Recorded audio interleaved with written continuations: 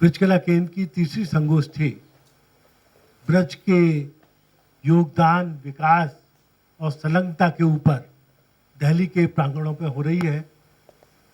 ब्रजकला केंद्र हमेशा दिल्ली के मंच पर हमारे अशोक चक्रधर जी आगे मैं स्वागत करता हूं। बड़े अंतर्यामी रहते हो प्रभु, आओ पधारो, यहाँ आओ, बगल में आओ आप। ब्रज भाषा पसंद है कि खड़ी बोली पसंद है? हाँ ये बताओ आपको। हाँ तब बता दियो। कुर्ता तो मोदी जैसा पहनो हुए हो तुमने, है? तो बहुत सुंदर है। मैं सभी का स्वागत करता हूँ। हमारे बीच में मूर्तंड विद्वान मौजूद है। मुझे बहुत ही ज़्यादा गौरवान्वित महसूस कर रहा हूँ। हमारे बीच में श्री टी.एन. चतुर्वेदी जी मौजूद हैं। हमारे बीच में श्रीवत्स गोस्वामी जी मौजूद हैं। हमारे बीच में अशोक चक्रधर जी मौजूद हैं और उदय प्रताप जी रास्ते में है, थोड़ा सा व्यवधान हो गया, पहुंचने वाले हैं। और लक्ष्मी शंकर जी वाजपेयी भी पहुंचने वाले हैं, वो हमको ज्वाइन करेंगे।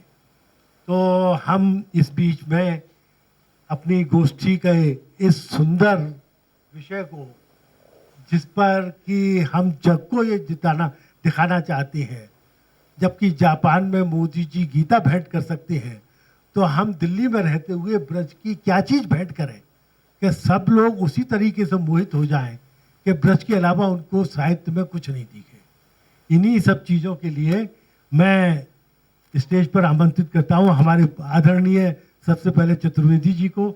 आप पधारें।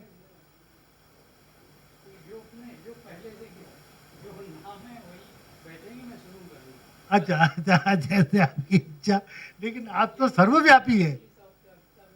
अच्छा, तो आप तो बोलेंगे कंट्रीब्यूट तो करेंगे ना? कंट्रीब्यूट नहीं वो करेंगे, लेकिन बोलेंगे तो सही। ये तो मेरी रिक्वेस्ट है, आपको बोलना पड़ेगा। मैं अपना श्रीवत्स गोस्वामी जी से प्रार्थना करूंगा कि वो आए और मैं अशोक जी से प्रार्थना करूंगा कि पधारें।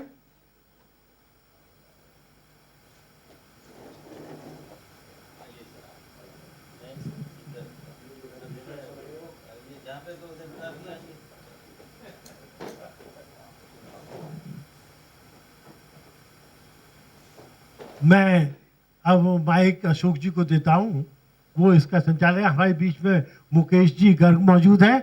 मैं उनसे भी प्रार्थना करूंगा कि मुकेश जी पिछली गोष्ठियों के संचालक रहे हैं, इस बार संपर्क नहीं हो पाया, लेकिन उनका भी बहुत बड़ा योगदान है संगीत में, ब्रज के संगीत में शुरू से संलग्न है।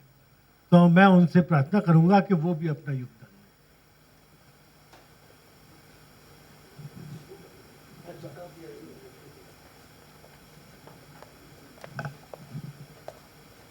अब आपने माइक थमा दिया है तो राधे राधे कह के बैठ जाओ।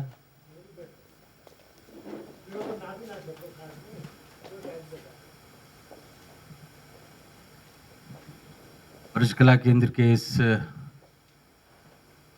महोत्सव के एक अंग में आप सबका स्वागत है। आदरणीय चतुर्वेदी जी विद्यमान हैं और सभी पारिवारिक मित्र हैं।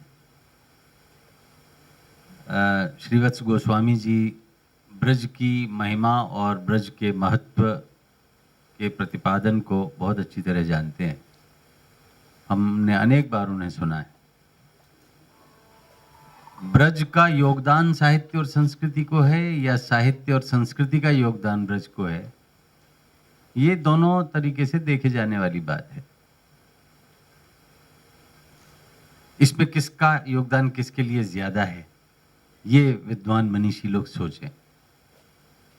तो निश्चित रूप से ब्रज का योगदान ज्यादा है साहित्य और संस्कृति को। साहित्य और संस्कृति उस ब्रज की ब्रजत्व से विकसित हुई।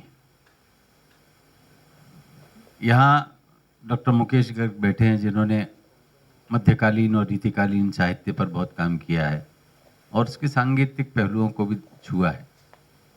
रास लीला चाट पकौड़ी तो होती रहती है, लेकिन अगर हम चिंतन करें और सोचें कि ब्रज की महत्ता क्या है तो वो ज़्यादा हमारे ब्रजकला केंद्र के आधार को मजबूत करेगी। मैं स्वामी जी निज की बात बताता हूँ कि जन्म से लेकर आज तक मैं ब्रजवासी ही हूँ और राष्ट्रीय खड़ी बोली के समाचार पत्रों में ब्रजभाषा को लाने का मैंने उपक्रम किया। चौरे चंपू नाम का एक कॉलम लिखता हूँ, उसमें चाचा ब्रजभाषा बोलते हैं और भतीजा जो है वो खड़ी बोली बोलता है। मेरा बस चले तो भतीजा भी ब्रजभाषा बोले, लेकिन फिर वह कितनी संप्रेषणीय रह जाएगी ये एक समस्या आएगी। तो एक दौर है ये जब हम अपनी भाषा को सार्वभौमिक भाषा बनाएं, वो सिर्फ बोली बन के न रह जाए, ब्रज भाषा को भाषा की महत्ता मिले, क्योंकि साहित्य जिसको हम कहते हैं वो तो दो ही भाषाओं में था, या तो अवधी में था या ब्रज भाषा में था। इन दोनों के साहित्य को ही हिंदी साहित्य कहा जाता था। अब ये तो 100-200 साल पहले खड़ी बोली या उर्दू का अवतरण हुआ और हम हरिऔध के बाद कविता में खड़ी बोली में प्रिय प्रवास जो लिखा गया तब से कविता भी खड़ी बोली में होने लगी, अन्यथा पहले तो ब्रज भाषा में ही होती थी या अवधी में होती थी। अवधी भाषा इधर ब्रजमंडल में आई हो ऐसा कम देखा गया, लेकिन ब्रजभाषा अवधी मंडल में चली गई ये अधिक देखा गया। जितने भी उस क्षेत्र के राम भक्त कवि हैं अथवा प्रेम मार्गी शाखा के लोग हैं जिन्होंने कथानकों पर काव्य रचा, वे अवधी और ब्रजभाषा में हैं। वो कुतवन हो, मंझन हो, जायसी हो, स्पर्श रहा। आइए उमा जी बैठी। तो अच्छा, इधर ब्रज साहित्य इतना संपन्न और समृद्ध साहित्य है कि सरल से सरल कविता से लेकर जटिल से जटिल कविता तक हर तरह का काव्य कौशल हमने देखा साहित्य में। दिल को छूने वाले सूरदास हैं जो मक्खन चुराकर खाने वाले और माँ से नोकझोंक करने वाले, बाल कान्हा की लीलाओं से लेकर भ्रमर गीत सार में गोपियों के कष्ट और विरह को कितनी सहजता और सरलता से कह देते हैं कि हृदय में उतर जाता है। दूसरी तरफ कठिन काव्य के प्रेत भी हैं जिन्हें केशव कहा जाता है। इन्होंने ऐसा काव्य लिख दिया जिनको समझाने के लिए मुकेश गर्ग की जरूरत पड़े, या बिना अगर समझ में आ जाए तो फिर कविता ही क्या रही। कवि को देन न चाहे बेताई, पूछे केशव की कविताई आता। तो तरह तरह के जटिल काव्य भी रचे गए और ये परंपरा आज तक भी चली आ रही है। ब्रज क्षेत्र में आज भी कवित्व लिखने का जो सिलसिला है वो राष्ट्रीय स्तर पर बन गया है। ये बात दूसरी है कि वे कवित्व जो ब्रजभाषा में लिखे जाते थे वो कालांतर में खड़ी बोली में लिखे जाने लगे। आज उदय प्रताप जी यहाँ नहीं है इस समय, वो आएंगे, आप सुनेंगे तो जितने कवित्व उन्होंने लिखे हैं जिसमें ब्रजभाषा का स्पर्श है। अच्छा, ब्रजभाषा कहाँ से कहाँ तक है इसमें संदेह नहीं कि मथुरा केंद्र है। मथुरा जो मधुपुर था या मधुपुरा था, लेकिन मधु से जुड़ा हुआ था, मक्खन से जुड़ा हुआ था।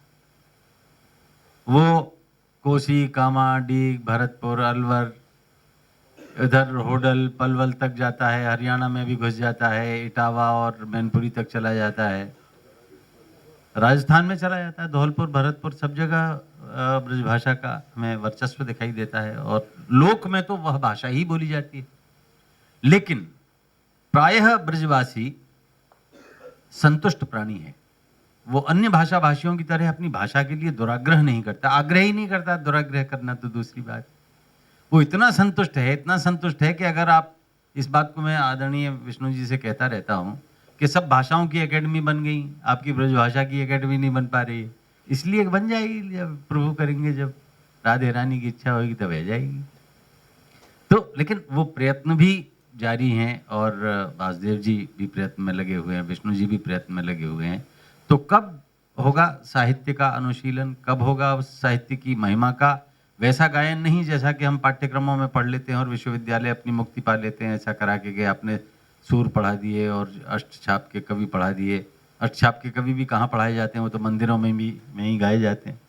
वो तो श्रीवत्स गोस्वामी जी उनका नाम लेते रहते हैं तो गोपी गोपाल की चर्चा होती है और उसको धार्मिक अनुष्ठान मिल जाता है।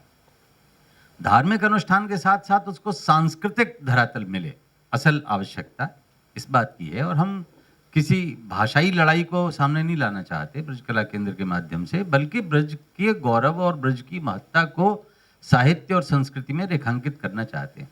और जो पतनशील हमारी लोक सांस्कृतिक परंपराएं हैं उनको संभालना एक समय की जरूरत है। ब्रज का भगत, लावनी, रसिया, संगीत, नौटंकी, ये कुछ भी कह लीजिए आप इनको, लेकिन वह जो एक नई शैली गीति नाट्य की हमारे यहाँ आई, वो उसके गायक अब कम हैं।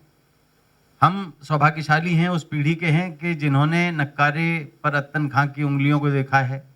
हम सौभाग्यशाली हैं कि हमने गिरिराज महाराज के बहर तबील और चौबोला सुने हैं, हमने उनकी दौड़ गायकी देखी है। चुन्नी लाल के, क्योंकि महिलाएं तो गायकी में होती नहीं थी, चुन्नी लाल चुन्नी ओढ़ के महिला के रोल में क्या टीपदार आवाज में गाते थे और क्या सुरीलापन होता था। तो कहते हैं कि जब नौटंकी गाई जाती थी तो गले से तो गाई जाती थी, लेकिन पेट से ज्यादा गाई जाती। पेट में उतना दम होना चाहिए कि वो कंठ से निकलकर लोगों को मुट्ठी में बांध ले। कोई लाउड स्पीकर नहीं हुआ करते थे, कोई ध्वनि विस्तारक यंत्र नहीं होते थे, आवाज में इतना दम होता था कि आखिरी छोर पर बैठा हुआ आदमी भी सुनता था। तो वो क्षमता क्षरित हुई है, वो रियाज क्षरित हुआ है। और ये तो कहते ही हैं साहब, सिनेमा ने सारी लोक कलाओं में मिलावट ला दी है, तो नौटंकी में भी है, भगत में भी है और स्वांग में भी है। उन परंपराओं में क्या विधियां थी। मेरा सौभाग्य है कि सन 1964 में जब मैं हाथरस में आया था तो ब्रज कला केंद्र की लगभग स्थापना हुई थी और श्री रामनारायण अग्रवाल जी उसको बहुत अच्छी तरह से कराते थे। वहाँ भगत भी होती थी, वहाँ नौटंकी भी होती थी। मैं इतना छोटा था कि पिताजी उसके सह सचिव थे उस ज़माने में। तो नक्कारे की जो गत है, नक्कारे के जो तरीके हैं और उसमें जो शीशा बजाने से लेके बाल्टी बजाने तक और छोटा नगाड़ा और बड़ा नगाड़ा, वो इतना चुंबकीय आकर्षण रखता था कि आप घंटों उस नक्कारे को सुनते रहे।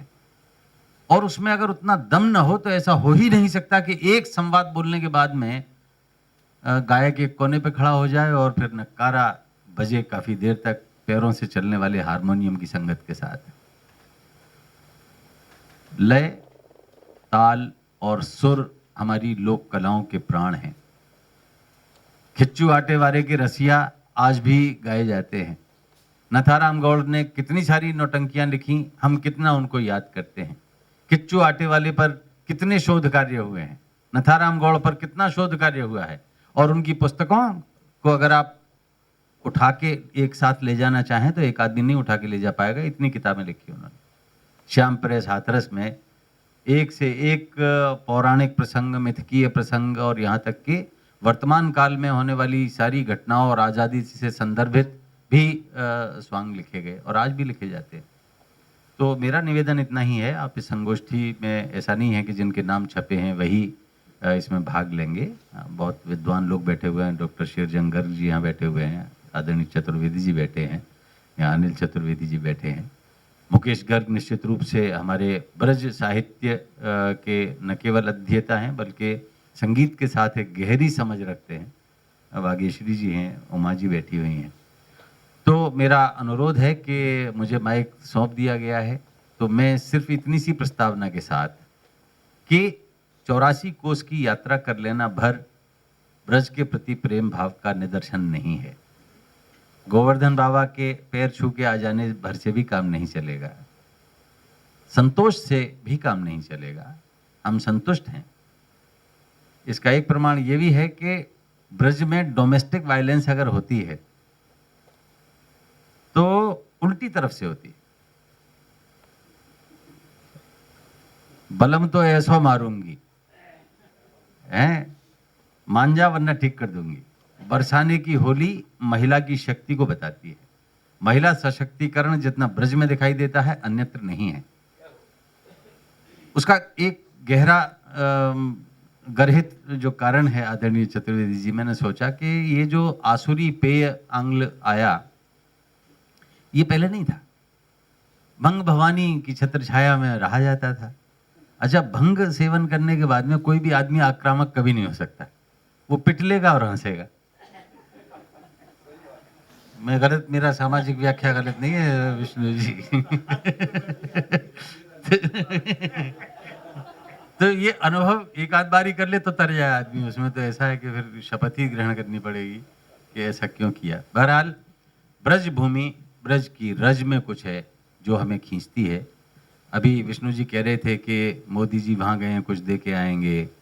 हर संस्कृति वाला, गुजरात वाला गुजराती चीज़ ले जाता है, महाराष्ट्र वाला मराठी की चीज़ें ले जाता है, सबके पास अपने लोक संगीत हैं। हम क्या करें?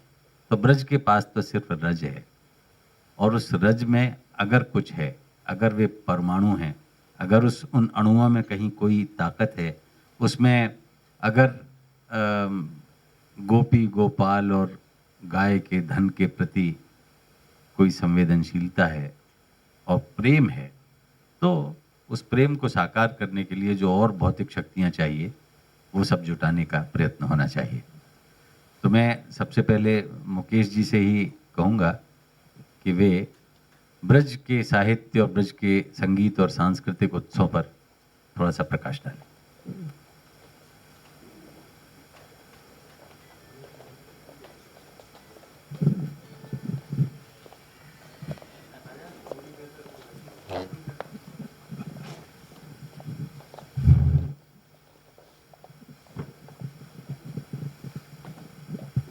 आदरणीय गोस्वामी जी, चतुर्वेदी जी और सभी मेरे ब्रजवासी बुजुर्ग और सहयोगी और साथियों, ब्रज कला केंद्र एक ज़माने में मैं भी उसका सेक्रेटरी हुआ करता था, 80, 81, 82 में, और हमने बड़ी गोष्ठियाँ करवाई थी इसमें। कैथरीन हेंसलिक, एक जिन्होंने नौटंकी पे काम किया था, जर्मन महिला थी। उन्होंने हिंदी में नौटंकी के ऊपर शोध कार्य किया और गजब का शोध कार्य था। उसको उनका एक लेक्चर हमने करवाया था। दुर्भाग्य से तब उतनी सुविधाएं रिकॉर्डिंग की होती नहीं थी, लेकिन वो बहुत ही काम की चीज़ थी। और वो शोध कार्य अगर अभी भी उपलब्ध हो कहीं से, तो हम ज़रूर चाहेंगे कि वो सबकी नज़र में आए, कैसे उन्होंने ये काम किया था। कैथरीन हेंसेल। जहाँ तक बात ब्रज की है और ब्रज संस्कृति की है, बाकी बातें तो अशोक जी ने कह डाली हैं, लेकिन एक बात की तरफ मैं जरूर आपका ध्यान खींचना चाहूंगा कि ये जिसे हम शास्त्रीय संगीत कह रहे हैं, जो पूरी दुनिया में अपना परचम लहरा रहा है, उस शास्त्रीय संगीत की भाषा 80-90% ब्रज भाषा है। और ये आश्चर्यजनक बात है। आश्चर्यजनक इसलिए कि हम हिंदी साहित्य की जब चर्चा करते हैं तो हम ज़्यादा से ज़्यादा पूरब की तरफ चले जाते हैं और इधर ब्रज में और इधर हिंदी क्षेत्र तक रहते हैं। लेकिन शास्त्रीय संगीत की बंदिश रचने वाला महाराष्ट्र में भी बैठा है, कर्नाटक में भी बैठा है।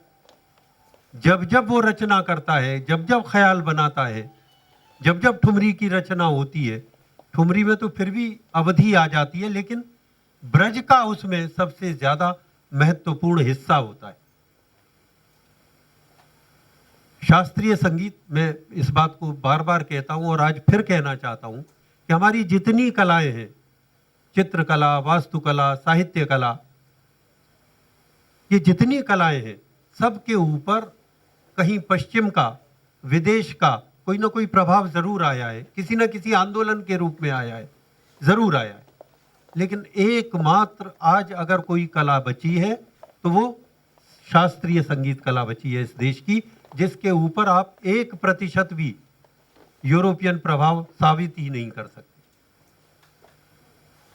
और ये जो शास्त्रीय संगीत कला है, ये शास्त्रीय संगीत कला अगर किसी भाषा को लेके चलती है तो वो ब्रज भाषा को लेके चलती है। हमारे लिए इससे ज्यादा गौरव की और पूरे देश के लिए इससे ज्यादा गौरव की बात क्या हो सकती है। संगीत तो अपनी जगह है, साहित्य में, क्योंकि मैं साहित्य का विद्यार्थी हूं और साहित्य का अध्यापक भी हूं, और ब्रज भाषा के लिए ही मुझे दिल्ली विश्वविद्यालय ने रखा है। तो ब्रज भाषा को पढ़ाते वक्त आज जो संकट हमारे सामने पैदा होता है, सबसे बड़ा तो ये है कि अब वो टीचर्स नहीं बचे, वो शिक्षक नहीं रहे जो ब्रज भाषा के छंदों का ठीक ठीक उच्चारण कर सके, उनको उस लय में, उस गति में पेश कर सके। परिणाम उसका ये होता है कि विद्यार्थियों तक ब्रज भाषा के माध्यम से अर्थ को पहुंचाना मुश्किल होता जाता है और विद्यार्थी अनावश्यक रूप से ब्रज भाषा से थोड़ा आतंकित होने लगते हैं। आदरणीय उदय प्रताप जी आ गए हैं, उनका स्वागत है। आप इधर आए ना, मैं इधर से बोल लेता हूँ, आप समापन करो।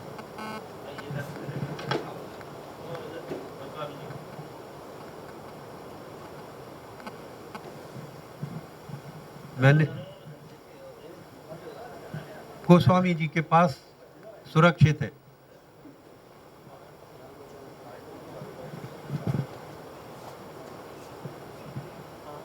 स्वागत है आपका। ये मैंने आपकी चेयर बचा के रखी थी।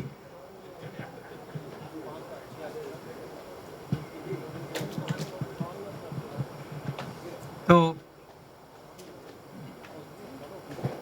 हमारे ब्रज कला केंद्र के अखिल भारतीय के अध्यक्ष श्री उदय प्रताप जी और बहुत ही भारतीय जगत के, ब्रज जगत के साहित्यकार और मूर्तंड कवि हमारे बीच आ चुके हैं। मैं उनका स्वागत करता हूं रतन ध्वनि से।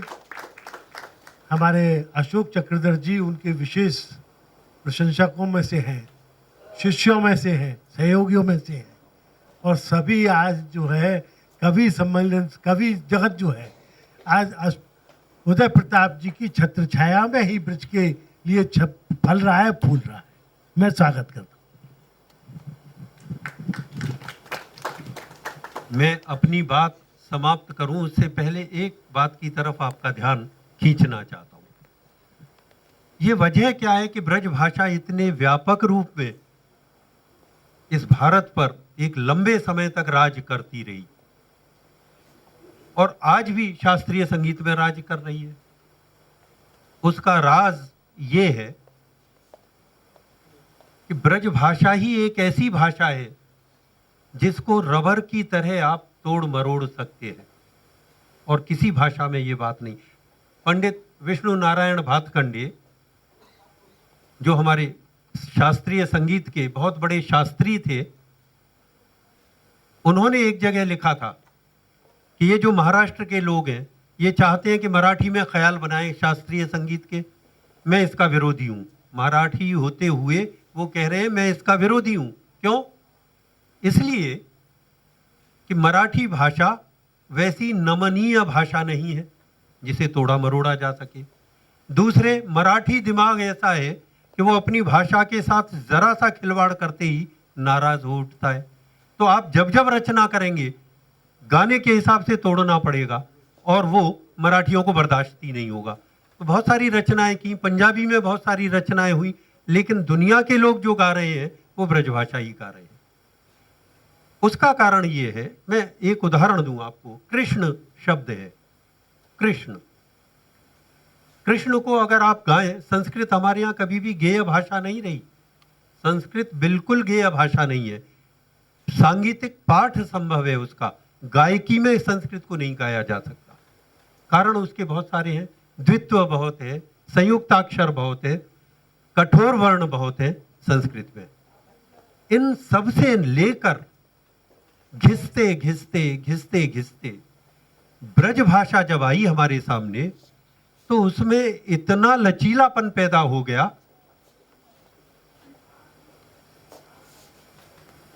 कि जब कोई गाए तो उसको अपने हिसाब से मोड़ ले।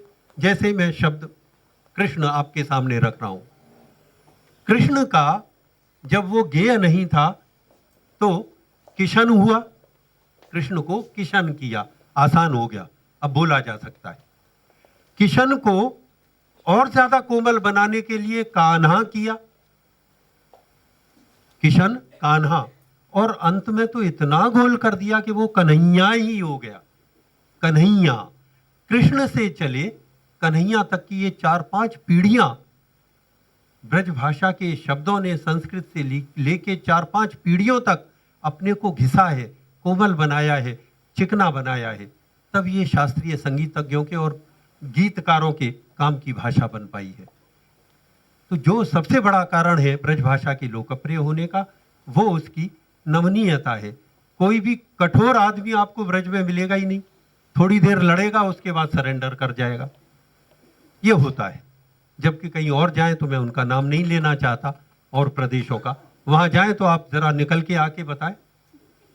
तो ये एक बहुत फर्क है, हमारी प्रकृति का बहुत फर्क है उससे हमारी, जिसे हम कहते हैं कि हमारी सहन शक्ति का, अपनी भाषा को हम लगातार तोड़ते मरोड़ते हैं, इस बात का, ये जो सहनशीलता है हमारी अपनी भाषा के प्रति, इस तरह का जो लगाव है, वो हमें और किसी भाषा में नहीं मिलता।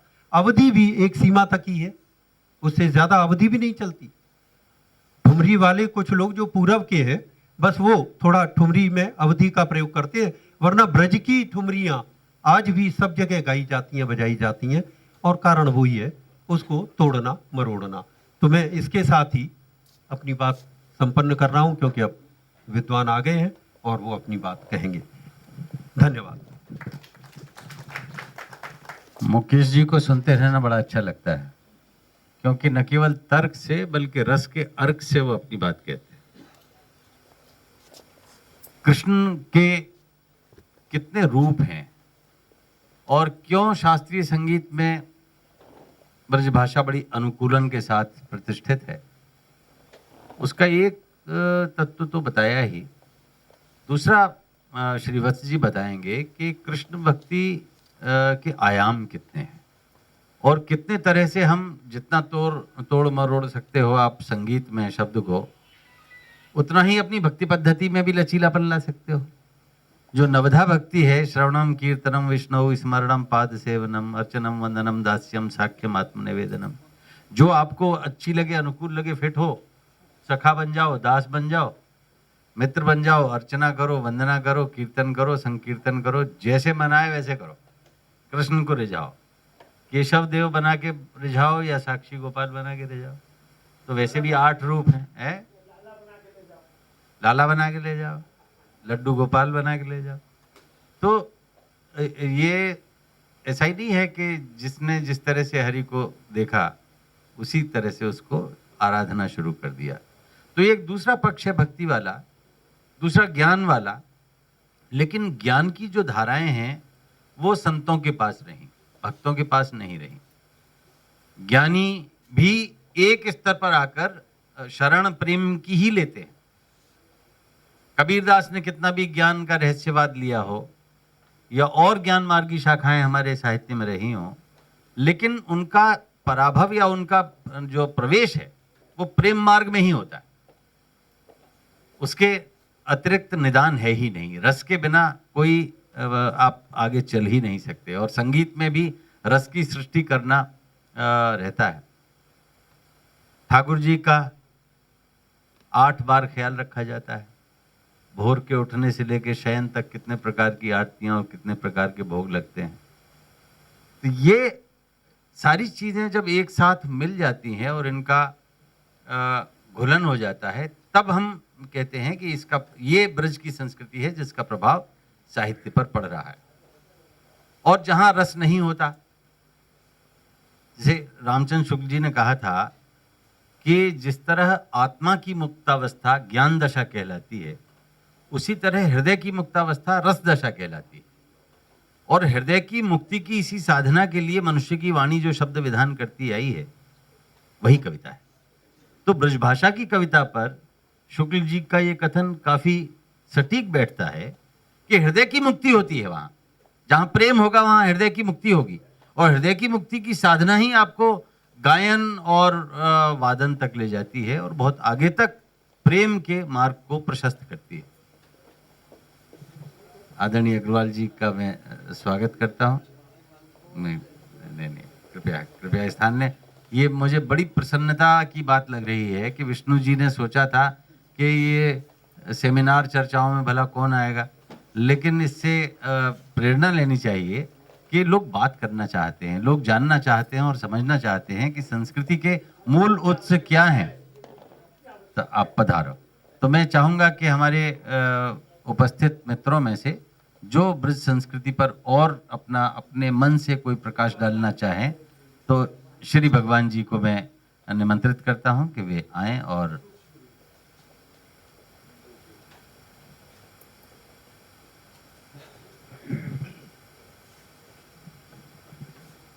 परम श्रद्धेय स्वामी जी, उदय प्रताप जी, अशोक चक्र जी, सभा में बैठे सभी विद्वतगण मित्रों, ब्रज भाषा का बड़ा उच्च वैभव रहा है। 12वीं शताब्दी में त्रावणकोर के राजा राजेंद्र वर्मन ने ब्रज भाषा में सबसे पहले छंदों का निर्माण किया। भक्ति काल में, रीति काल में ब्रज भाषा का वर्चस्व बना रहा। और तो और लिंग्विस्टिक सर्वे ऑफ इंडिया में जब जॉर्ज अब्राहम ग्रियर्सन ने भाषा को सर्वेक्षण कर रहे थे, तो उनको गांव-गांव में घूमते घूमते ये प्रतीत हुआ कि और उन्होंने अपने लिंग्विस्टिक सर्वे ऑफ इंडिया में कोट किया, it is the sweetest language of the world. और उन्होंने एक कोटेशन भी कोट किया, when I was travelling in a village, then one lady was coming from the field, she was having with a daughter, she was complaining और coat किया, मायरी माई तोरी सांकरी गली में मोरे कांकरी चोबत है। ये कोट है अब्राहम ग्रियर्सन का। इस भाषा की इतनी महत्ता रही, आज उसका प्रभाव है। आप यूनेस्को की 2012 की एटलस देखें, उसमें 262 भाषाएं मृत्यु के कगार पर हैं। उन मृत्यु के कगार की भाषाओं में ब्रजभाषा नंबर 1 पर है। अब ये दुखद पहलू क्यों आया, इसको हमें सोचना चाहिए, इसका कोई उपचार करना चाहिए। और मेरी अपनी दृष्टि ये है कि जब तक हम इसके प्रति प्रतिबद्धता नहीं जोड़ेंगे, बंगाल का व्यक्ति चाहे IAS में सेलेक्ट हो जाए या चपरासी की या मेहतर की नौकरी करे, वो अपने घर में जब जाएगा तो केवल बांग्ला भाषा पर बात करता है, दूसरी भाषा का प्रयोग नहीं करता है। पंजाबी भाषा करता है। हम अपने आप को बताते हूँ है लोचकता भाषा में, लेकिन लोचकता का ये मतलब नहीं हम उसकी अस्मिता से खेलें। हम घर में जाकर हम अब ना पता ना ब्रज भाषा बोल रहे हैं कि खड़ी बोली बोल रहे हैं, हम अपने को नहीं देते। जब तक हम ये प्रतिबद्धता नहीं रखेंगे कि अपने घरों में अपने बच्चों से अपनी ब्रज भाषा का प्रयोग करें, तब तक आप ब्रज भाषा को जिंदा नहीं रख सकते, मेरा दावा है। मित्रों, मैं चूंकि भगत विधा से जुड़ा हूँ, आगरे की मैं 18 अखाड़े हैं, मृत प्राय हो चुकी थी 40 साल पहले। मैंने 6 साल से 18 अखाड़ों को एकता के सूत्र में बांधा है। और वो आपको बताता हूँ, आगरा में प्रति वर्ष 5-6 भक्तों का मंचन होता है। मैं आपको आमंत्रित करता हूँ, 7 नवंबर को ब्रज भाषा में फिर एक भगत का मंचन हो रहा है हरिसंघ विभाग का। आप पधारें और देखें। जब तक हम लोक कलाओं को, संस्कृति को, और मेरा ये सौभाग्य रहा, भगत पर मैंने 2 शोध प्रबंध अपने निर्देशन में लिखाए हैं, एक नथाराम गौड़ पर भी लिखाया है। मेरी कामना है जब तक हम इससे पूर्ण रूप प्राणपण से नहीं जुटेंगे, तब तक हम भाषा की संरक्षा नहीं कर पाए। बोलने को बहुत है, समय का अभाव है। और आपको जानकारी दूं, अंतर्राष्ट्रीय हिंदी समिति के अध्यक्ष और लखनऊ को पूर्व में डॉक्टर दाऊजी गुप्ती हमारे मध्य में आ चुके हैं। वो भी ब्रज भाषा के बड़े प्रकांड विद्वान हैं। मैं समझता हूँ आप उनके विचार सुन करके अनुग्रहित होंगे। धन्यवाद। ये हमारा सौभाग्य है कि श्री दाऊजी गुप्त जी यहाँ पर हैं, और उनके बारे में इतना बताऊं कि वे ऐसे भाषा के एकांत साधक हैं कि अभी तक 9 विश्व हिंदी सम्मेलन आयोजित हुए हैं और दुनिया के कोने कोने में होते रहे, कभी त्रिनिदाद में, कभी मॉरिशस में, कभी सूरीनाम में, न्यूयॉर्क में, पिछला जोहानिसबर्ग में हुआ, अगला जापान में होने वाला है। मोदी जी वहाँ तय करके आ रहे हैं, मेरा अनुमान है। तो दाऊजी गुप्त ऐसे व्यक्ति हैं जिन्होंने पहले विश्व हिंदी सम्मेलन से लेके 9वें तक के सारे स्वयं अपने पैसे से जाकर वहां अपनी सहभागिता दर्ज कराई है। तो ये उनका प्रेम है। लखनऊ के वासी हैं वैसे, लेकिन ब्रजभाषा को प्यार करते हैं। लेकिन अभी जो बात की गई, इतनी निराशा की स्थिति भी नहीं है कि ब्रजभाषा मरती हुई भाषाओं में नंबर 1 है ना, ऐसा नहीं है। हम जब घर में होते हैं, अब यहाँ तो विद्वान लोग बैठे हुए हैं इसलिए खड़ी बोली का आश्रय लेना पड़ रहा है, लेकिन जब विष्णु जी से बात होती है तो चौरे लाला ना माने को का आवे को ना तू, और आते ही इन्होंने दिखाऊ दे के मोदी को कुर्ता और पता नहीं का अब व्यंग्य और हास्य के बिना तो ब्रजभाषा है ही ना सके। मुकेश जी मिलते हैं तो ब्रजभाषा हमारे यहाँ चलती है, बागेश्वरी से जब बात होती है तो ब्रजभाषा चलती है। तो ब्रजभाषा कभी जा नहीं सकती, वो रहेगी। सवाल सिर्फ उसके सैद्धांतिक रूप से आने का है। तो ये कितने सौभाग्य की बात है कि आदरणीय उदय प्रताप जी यहाँ बैठे हुए हैं, जो उत्तर प्रदेश हिंदी भाषा हिंदी संस्थान के अध्यक्ष हैं और ब्रज कला केंद्र के भी अध्यक्ष हैं। तो ये एक ऐसा मौका है कि हम एक राजनीतिक निवेदन से कर सकते हैं कि कम से कम उत्तर प्रदेश में आप ब्रज संस्थान, ब्रज अकादमी या कोई ब्रज साहित्य मंडल या कोई एक ऐसा भवन के साथ भवन उसमें जुड़े और वहाँ पे हम हवन परंपरा के तो लोग नहीं हैं, लेकिन करना पड़े तो वो भी करें उसके लिए कि अनुष्ठान पूर्वक ब्रज की कलाओं को और ब्रज के साहित्य और संस्कृति के सारे उपादानों को वहाँ पे एकत्र करें। तो मैं अब चाहूँगा कि हमारे दाऊजी गुप्त अगर चाहें तो ब्रज भाषा के और ब्रज साहित्य और संस्कृति के प्रति अगर उनके मन में कोई विचार है तो अनुरोध करूँगा कि वे अपने विचार व्यक्त करें। श्री दाऊजी गुप्त।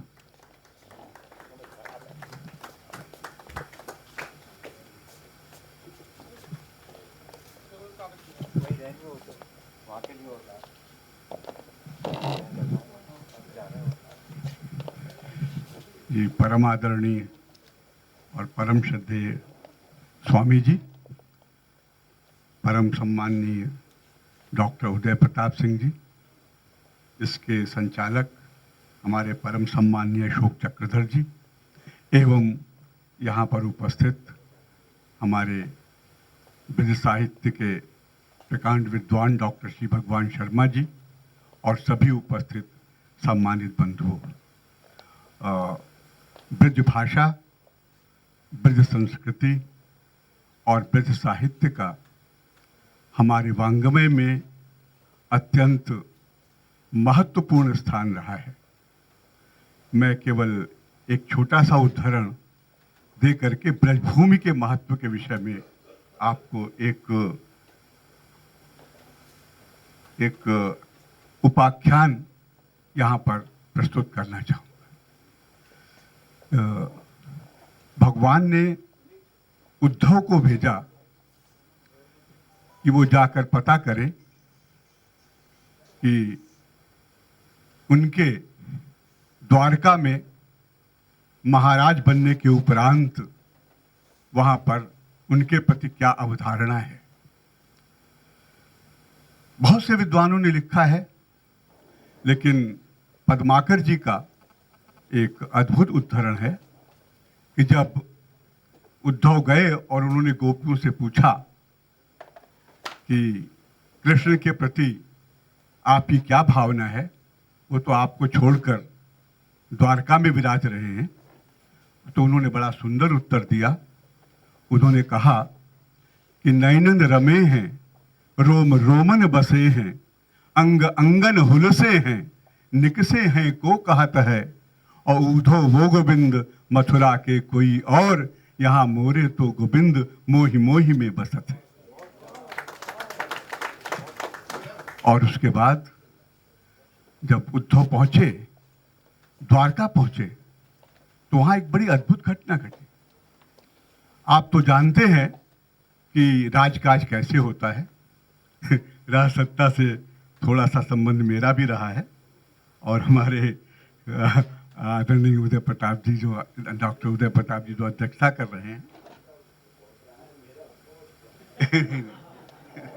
जी, तो उद्धव जब द्वारका पहुंचे, और उन दिनों कोई जाने का साधन था नहीं, पैदल पहुंचे द्वारका, और जब राजमहल पर पहुंचे तो उन्होंने दरबान को एक पर्ची दी और कहा कि महाराज जिस अवस्था में भी हों, आप उनको ये पर्ची पहुंचा दीजिए। तो दरबान ने देखा कि बहुत मैले कुचैले कपड़े पहने हुए एक व्यक्ति यहाँ पर आया हुआ है, तो उनका अच्छा बैठ जाओ, हम पर्ची अंदर भिजवा देते। उन्होंने पर्ची अंदर भिजवाई। एक सेविका आई अंदर से, उसने देखा कौन है, फिर वो लौट गई। उद्धव ने बहुत देर तक प्रतीक्षा की। जब अर्धरात्रि के लगभग समय व्यतीत हो गया तो उन्होंने फिर कहा कि भाई जरा पता लगाइए कि वो मेरी पर्ची पहुंची या नहीं पहुंची। उनका नहीं, अब तो यानी ये राजभवन के द्वार बंद हो गए हैं, अब कल सुबह आना। तो उन्होंने कहा कि मैं आया हूँ, मथुरा से आया हूँ, तो बड़ी दूर से आया हूँ, तो मैं कहाँ रुकूंगा यहाँ, तो मुझे गौशाला में जगह दे दीजिए। गौशाला में भी जगह नहीं दी। उन्होंने कहा मुझे घुड़साल में जगह दे दीजिए, वहाँ भी जगह नहीं मिली। तो आकर के किसी पेड़ के किनारे वो जो है उद्धव जी विश्राम करने लगे। जब सवेरा हुआ, निवृत्त होकर फिर पहुंचे वो वहाँ। तो फिर उन्होंने यही कहा कि भाई ये मेरी पर्ची आप किसी तरह भगवान के पास पहुंचवा दीजिए। तो धीरे धीरे ये बात राजमहल में पहुंची कि कोई आया है मथुरा से, वृंदावन से, ब्रजभूमि से, और वो भगवान से मिलना चाहता है। तो बार बार वो आग्रह करते रहे, बार बार वहाँ से यही अंदर से जवाब आता रहा कि भगवान जो हैं अभी उठे हैं, अभी मंजन कर रहे हैं, अभी जल विहार कर रहे हैं, अभी स्नान कर रहे हैं।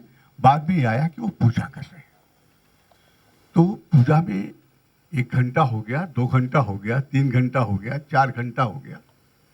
तो फिर वो परेशान हो गए उद्धव जी। उनका कि अब शायद भेंट न हो पाए, वो वापस वहां से चले। तो रोज तो भगवान बहुत जल्दी पूजा समाप्त कर लेते थे। तो जब उस दिन काफी विलंब हुआ और वो जब बाहर आए भगवान, तो उनसे सेविकाओं ने पूछा कि महाराज आज आप इतनी देर तक पूजा कर रहे थे? बोले हाँ, आज मैं ध्यान कर रहा था। तो बोले किसका ध्यान कर रहे थे? उन्होंने कहा मैं उद्धव का ध्यान कर रहा था। अब जैसे ही उन्होंने कहा कि मैं उद्धव का ध्यान कर रहा था, तो वैसे ही जो है पूरे राजभवन में खलबली मच गई। वो सेविकाएं जो हैं जो पर्ची लेकर जाती थी भगवान के पास, वो मूर्छित होकर वहीं गिर गई, क्योंकि पर्ची तो किसी ने पहुंचाई नहीं थी भगवान के पास। और उसके बाद जो है वो भगवान ने कहा पता करो वो कहाँ हैं। लेकिन भगवान तो अंतर्यामी थे, उनको तो पता ही था कि वो उद्धव इस समय कहाँ हैं।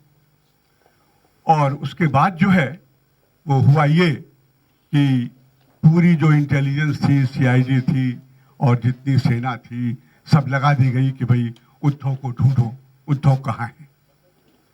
उसके बाद जो है वो मालूम हुआ, लोगों ने बताया कि वो एक जलाशय के पास कपड़े धो रहे हैं। तो भगवान ने कहा कि रथ तैयार करो, मैं स्वयं जाऊंगा उद्धव से मिलने और उद्धव को जा करके राजभवन लाने के लिए। तो जब भगवान वहां पहुंचे तो उद्धव, उससे पहले ही लोग पहुंच गए थे रत्न जटित वस्त्र लेकर के कि भाई उद्धव जी आइए, इसको पहनिए और भगवान से मिलिए। तो वो कह रहे थे कि नहीं, मेरे कपड़े सूख जाएं तभी मैं जा करके और ये उनके उनसे मिलूंगा जिन वस्त्रों में मैं आया हूँ। तो जब भगवान पहुंच गए तो पहुंचने के बाद उन्होंने, बड़ी अद्भुत बात है, पहला काम ये किया कि वो गांडीव लेकर गए थे और गांडीव से उन्होंने तीर निकाला और पहले वो जो जल था उस सरोवर का जहाँ उद्धव स्नान कर रहे थे, उस जल को उन्होंने सोख लिया उस तीर से। तो लोगों ने पूछा कि भगवान ये आपने क्या किया? तो बोले तुम्हें पता नहीं कि ब्रजभूमि की धूल जो है जब इस सरोवर में पड़ी तो इसका सारा जल अमृत हो गया। तुम क्या चाहते थे कि फिर यहां देवासुर संग्राम हो? जैसे ही ये समाचार पहुंचेगा देवताओं में और असुरों में कि अमृत का यानी एक कुंड के लिए तो इतना यानी संघर्ष हो रहा था, यहाँ तो पूरा जलाशय जो है वो अमृत हो गया है। तो ये क्या होता, इसका परिणाम क्या होता? तो ये ब्रजभूमि का जो है वो कितना बड़ा महत्व है, आप इसका अंदाज़ा इसी से लगा सकते हैं कि जहाँ की धूल से जो है वो द्वारका के सरोवर का जल जो है वो अमृत हो गया। और यानी उसकी उस भाषा की और उस संस्कृति की जो महत्व है वो अद्भुत महत्व है। मैं अगर कहें तो एक छोटा सा उपाख्यान और सुना के अपनी बात समाप्त करूं, लेकिन समय तो बहुत है और बहुत बड़े बड़े विद्वान हैं, लेकिन खैर फिर कभी उस प्रसंग को जाने दीजिए। और वो प्रसंग ये है कि जब कलयुग ने प्रवेश किया तो महाराजा परीक्षित ने उससे बहुत सारे प्रश्न किए कलयुग से। तो कलयुग ने बड़ा सुंदर वर्णन किया है और हमारे परम श्री स्वामी जी बैठे हुए हैं, सैकड़ों ग्रंथों में उसका उल्लेख है। उन्होंने कहा महाराज कलयुग जब आएगा तो न मालूम क्या क्या होगा। पूरा विवरण है, बहुत लंबा विवरण है, मैं उसके 2-3 श्लोक आपको सुनाना चाहता हूँ। ये क्योंकि इसका ब्रजभूमि से सीधा संबंध है। उन्होंने कहा कि प्राप्ते कलयुगे घोरे नराह पुण्य विवर्जिता दुराचार रता सर्वे सत्यवार्ता परांग मुखा परापवाद निर्ता परद्रव्याभिलाषण पर स्त्री सक्त मनस पर हिंसा परायण। कलयुग में जो होगा वो सब उन्होंने उसका वर्णन किया है कि मनुष्य जो है पुण्य से विवर्जित हो जाएंगे। लोगों की आसक्ति जो है वो अपनी स्त्री में नहीं बल्कि दूसरों की स्त्रियों में होगी। पुण्य से वो हीन हो जाएंगे और दुराचार में रत होंगे।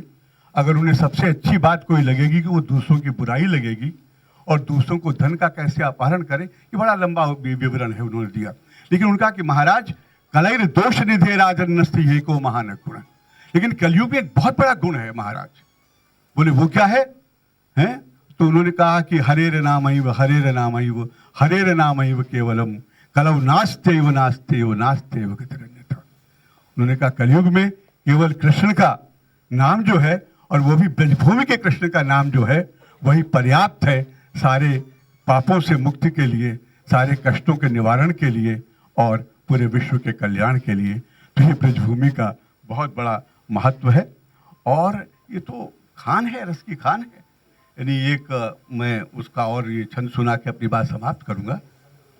हाँ, तो वह मैं इसके बाद समाप्त कर दूंगा अपनी बात।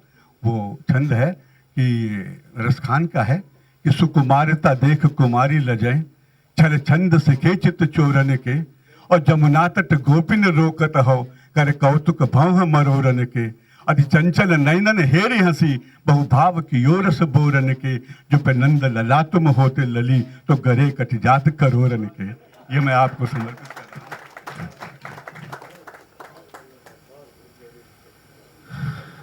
रसखान की सादगी के साथ साथ बहुत सारे उनके सवैये हमें याद आते हैं, पर ये न तो काव्य पाठ का अवसर है और न आख्यान उपाख्यान का, व्याख्यान का है। लक्ष्मी शंकर वाजपेयी जी भी यहाँ आ गए हैं और समय हमारे पास 6 बजे तक का ही है। संयोजन आचार्य श्रीपाद श्रीवत्स जी को करना था, माइक मुझे थमा दिया और मैं बिजली की तरह, हाँ, तो हम आचार्य जी को सुनना चाहते हैं और हमारे जो मुख्य वक्ता हैं लक्ष्मी शंकर वाजपेयी जी, इनको सुनना चाहते हैं। लेकिन मैं चाहूँगा कि ब्रज के लिए जिन्होंने बहुत ज़्यादा काम किया, सांस्कृतिक स्तर पर, भाषाई स्तर पर, उसके प्रचार और प्रसार के लिए, नृत्यों के लिए निरंतर मैं जब से मैंने होश संभाला है श्री मोहन स्वरूप भाटिया को सक्रिय और सकर्मक देखा है। तो ऐसे ब्रज मनीषी के हम संक्षिप्त वचन जरूर सुने, उसके बाद लक्ष्मी जी और फिर आचार्य जी।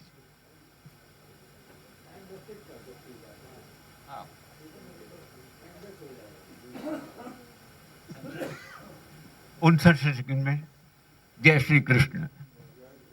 ब्रज, ब्रज की संस्कृति, ब्रज का साहित्य कभी भी मृत नहीं हो सकता, आज उपेक्षित अवश्य है।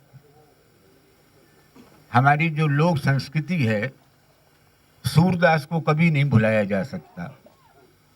जायसी ने पद्मावत के श्रृंगार का बहुत वर्णन किया है, लेकिन एक अनपढ़ लोक कवि ने रानी दमयंती के श्रृंगार की एक पंक्ति आपको बताता हूँ। रानी की कमर लट ऐसे लटके जैसे सोने की शिला पे नागिनी, स्वर्ण शिला पर जैसे कोई नागिनी हो। एक प्रेमिका प्रेमी से कह रही है, जीना के खुले हैं किवार, आ जाइयो मेरे अट्टा पे, झनकारे ओढ़े अटरिया में। तो ये शब्द जहाँ अभी डॉक्टर श्री भगवान जी ने बताया, ब्रज भाषा जैसी मिटलौनी भाषा कहीं नहीं है। सांकरी गली में एक छोटी सी बालिका कह रही थी, मायरी माए सांकरी गली में मेरे कांकरी गढ़त है। कंकड़ जैसा कठोर शब्द कांकरी जहाँ हो जाता है। और वो विदेशी जो ढूंढने निकला था कि संसार की सबसे मीठी भाषा कौन सी है, वो लौट गया। सांस्कृतिक क्षेत्र में आज भले ही बंगाल या महाराष्ट्र का तमाशा और यात्रा हो, लेकिन रासलीला जहाँ जाती हैं ब्रज का संदेश लेकर जाती हैं। नौटंकी आडंबरहीन मंच, ना इधर पर्दा लगाना ना इधर लगाना। जब लाउड स्पीकर भी नहीं थे तो दूर दूर तक कंठ पहुंचता था। तो ये एक बहुत बड़ा अनुष्ठान है। मैं बहुत संक्षेप में अपनी बात कहकर, बड़ा प्रारंभ हुआ है, ये क्रम बनना रहना चाहिए। जय श्री कृष्ण। कांकरी का उल्लेख 2 बार हुआ, और जो जिसके कांकरी गढ़ी, तो उसको हम अपने पूजा प्रसाद की पंजीरी देके कहेंगे अब तू फांकरी, है ना। और ब्रजभाषा के जो शब्द तो मिले उन्हें आकाश में टांकरी, और तू भविष्य में झांकरी कि ब्रजभाषा कैसे आगे आ सके। मैं अब लक्ष्मी शंकर वाजपेयी जी से अनुरोध करूंगा, वे भी संक्षेप में अपना वक्तव्य।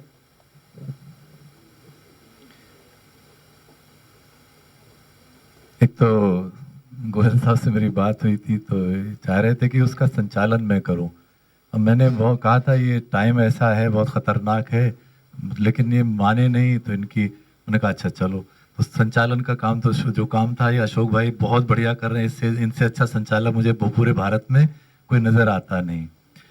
ब्रज की जहाँ तक बात है सांस्कृतिक और साहित्यिक योगदान की, वो हमारी हिंदी और हमारी उर्दू, विश्व की 2 महान भाषाएं, ब्रज भाषा का इससे बड़ा योगदान और क्या हो सकता है। एक छोटी सी बात मुझे कहनी यहाँ पर कि ब्रज संस्कृति में कृष्ण राधा वो सारा साहित्य वो हमारी अनमोल धरोहर है। लेकिन अगर किसी भाषा को हमें मरने से बचाना है, उसको जिंदा रखना है, तो ये ज़रूरी है कि हम उसे समकालीन संदर्भों से, समकालीन परिवेश से जोड़े। वो मैं बार बार ये बात, क्योंकि हमारे यहाँ से तो नियमित ब्रज का कार्यक्रम होता है ब्रज भाषा का, तो मैं अपने और वो काम हम लोग किसी तरह से कर भी रहे हैं अपने स्तर पे। ये हमने कोशिश की है कि आज के जो विज्ञान के, प्रौद्योगिकी के नई नए आविष्कार, अंतरिक्ष, दुनिया जहान की, वो सारी चीज़ें ब्रज भाषा में क्यों नहीं आए, वो सारी चीज़ें। तो वो ये शायद आप सब यहाँ विद्वज्जन बैठे हैं, सारे यहाँ पर आदरणीय चतुर्वेदी जी से लेके यहाँ सब इतने आप सब प्रतिष्ठित गण्यमान्य लोग हैं। तो वो जो है वो धरोहर तो हमारी सुरक्षित है, वो कहीं जा नहीं रही है, और वो निरंतर उसका रस बहता रहेगा, आने वाली सदियों तक वो रहेगा। लेकिन जो भाषा इतनी समृद्ध है, जिससे मैंने कहा हिंदी और उर्दू जैसी, वो कैसे और करोड़ों लोगों तक पहुंचे, नई पीढ़ी तक पहुंचे, उसके लिए शायद ये बहुत जरूरी है कि हम उसको नए संदर्भों से जोड़ने का प्रयास करें। धन्यवाद। डॉक्टर लक्ष्मी शंकर वाजपेयी जी ने सचमुच बहुत महत्वपूर्ण बात की है, और ब्रजभाषा के संवर्धन के लिए इससे बड़ा कोई उपाय नहीं हो सकता कि हम समकालीन सरोकारों और आज की सामाजिक समस्याओं से भाषाई स्थितियों को भी जोड़ें। आपको जान के प्रसन्नता होगी कि कुछ प्रयत्न हो रहे हैं, कुछ करने में मैं भी संलग्न हूँ। अभी पिछले सप्ताह ही ऑक्सफोर्ड बुक स्टोर पर एक किताब का लोकार्पण हुआ, उसका नाम था चंपू का अंतरलोकपाल। तो चंपू का अंतरलोकपाल, वहाँ में लोकपाल तो कछु कर ना सके, अंतरलोकपाल जब तक ठीक ना करोगे तो लोकपाल ऊपर तो उतर के कछु करवे का आएगा। दानव ज़्यादा हैं समाज में, तो उस सब के लिए आपको आधुनिक शैलियाँ, जैसे मुझे बड़ी खुशी है कि श्री श्रीवत्स गोस्वामी जी के पास एक आईपैड है, मैं भी रखता हूँ, और ब्रजभाषा का उन्नयन आधुनिक उपकरणों से, कंप्यूटर से और इंटरनेट के माध्यम से और सहज गति से हो सकता है कि हम अपनी भाषा और उसकी ध्वनियों को इंटरनेट के माध्यम से आगे ले जाएं। और खुशी की बात ये भी है कि जब मैं चौरे चंपू लिखता हूँ तो अमिताभ बच्चन भी उसको पढ़ते हैं, वो फेसबुक पे लाइक करते हैं, और उनके जो करोड़ों करोड़ चाहने वाले हैं उन तक ब्रजभाषा ऐसे ही पहुँच जाती है। तो हमारा एक अवयविक एकता से, ऑर्गेनिक ढंग से हम बढ़ें, जैसे मधुमक्खी का छत्ता फैलता है उसी तरह से ब्रजभाषा अपने माधुर्य के साथ अपना विस्तार करे। इस राय के लिए मैं वाजपेयी जी को धन्यवाद देता हूँ। और अब तो दियम वस्तु गोविंदम, तो मैं समर्पित मैं आचार्य श्री श्रीवत्स गोस्वामी जी से अनुरोध करूँगा कि वे संयोजक हैं इसके, उनके मन मस्तिष्क में क्या विचार बिंदु हैं वे आपको बताएं।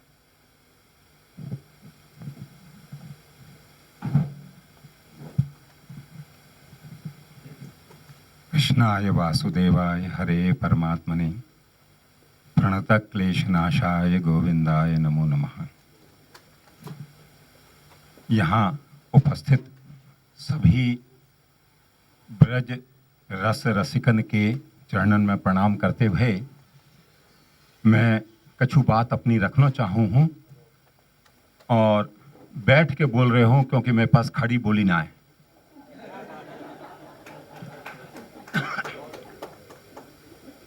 आज जो सुयोग बनो है ब्रज दिवस को, वह हम मनाए रहे हैं ब्रज की देहरी पे।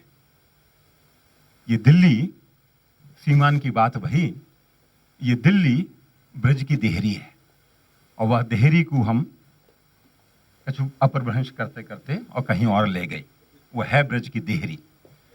किंतु जा पर्व के अंतर्गत यह दिवस मन रहे है, ये भादों शुक्ला नवमी, ये आज वृषभान उत्सव है।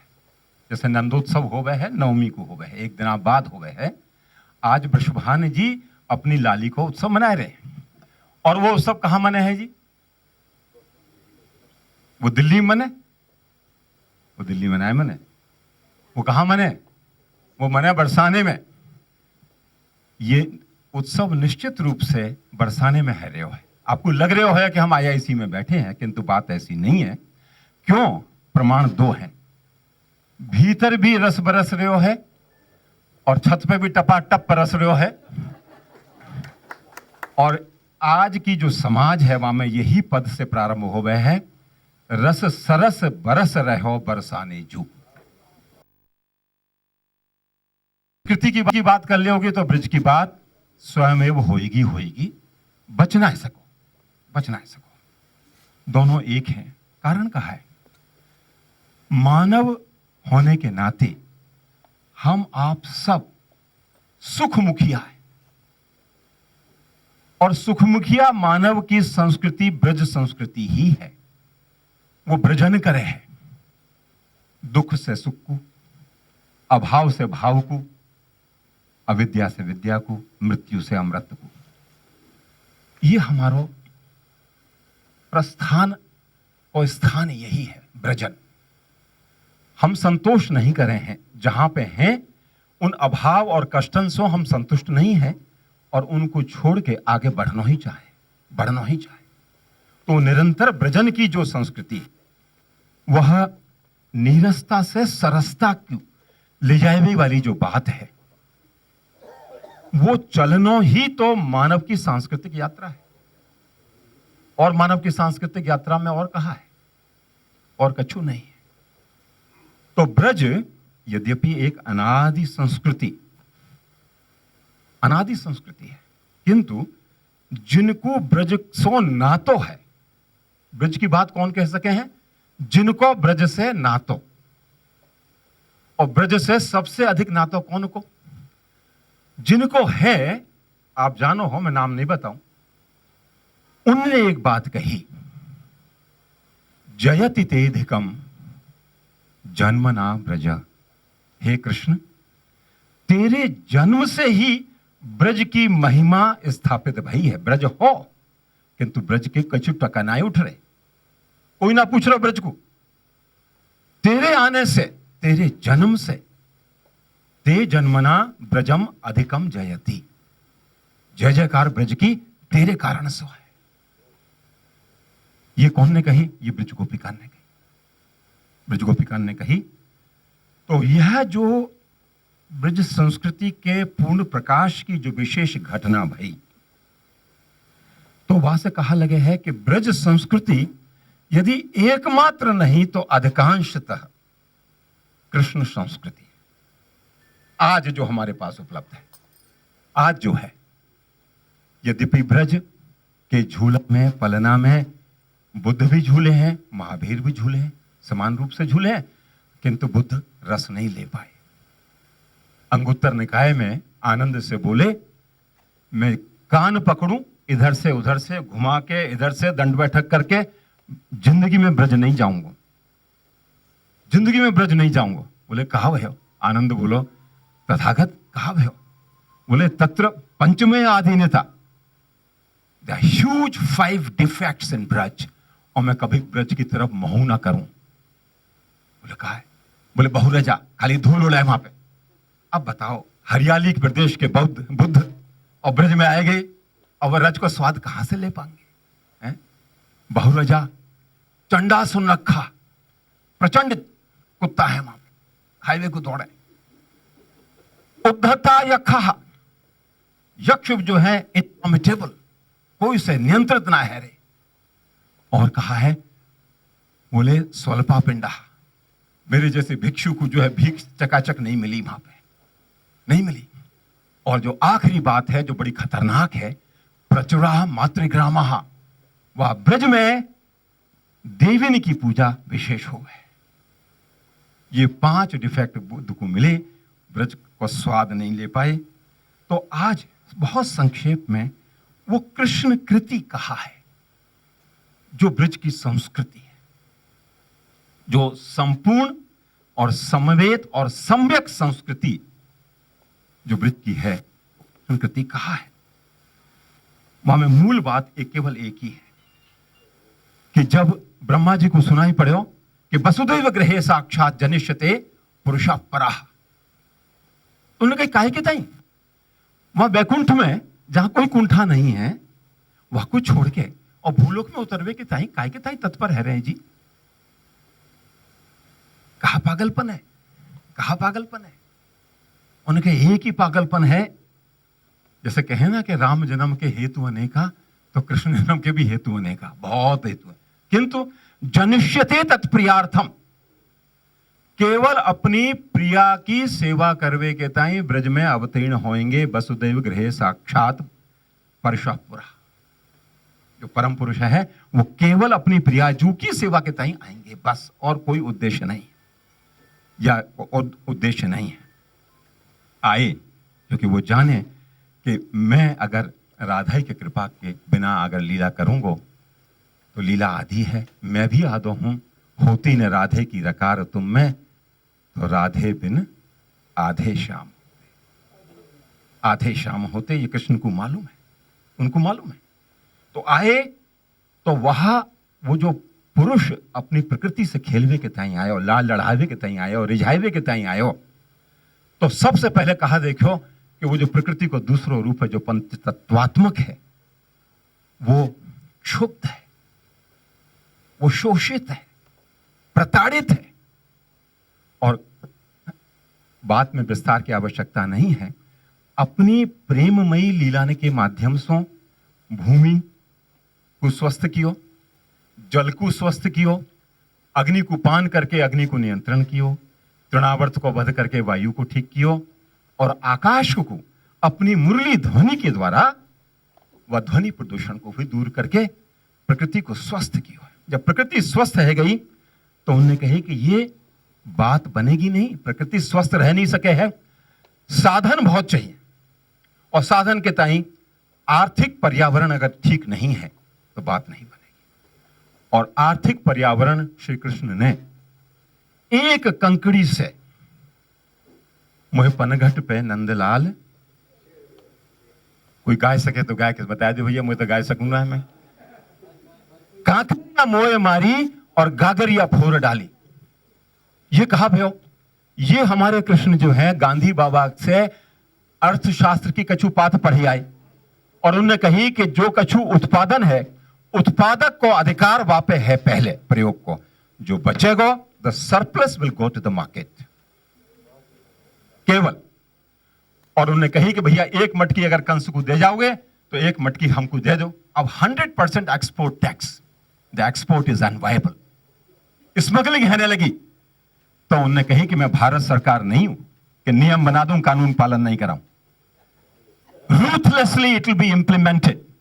तुम्हारी भाभी हो, तुम्हारी मैया हो, तुम्हारी मेहरारू हो, तुम्हारी बेटी हो, अगर मटकी स्मगल कर रही है फोड़ दो।